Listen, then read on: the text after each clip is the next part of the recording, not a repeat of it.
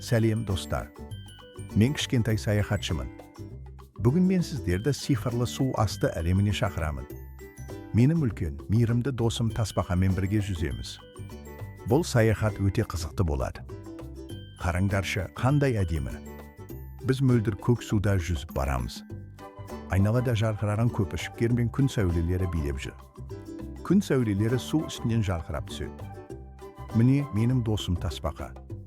Ол өте үлкен әрі мейірімді. Біз оның арқасында отырып, су асты патшалығын аралаймыз.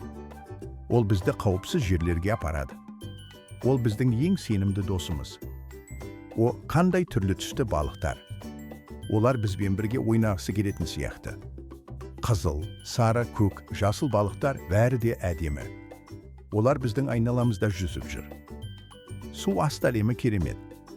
Әр бұрышта жаңа бір қызық бар. Біздің саяхатымыз жалғасуда. Келесіде қайда баратынымызды көрейік. Әлі де көп қызықтар күтіп тұр. Сиқырлы су асты әлемі. Мейірімді дельфин. Сүйкімді кішкентай бала. Қуаныш пен ойын. Арманға толы сәт. Достық ең әдемі. Балаларға арналған ертеді. Ұнаса лайк арнаға тіркел.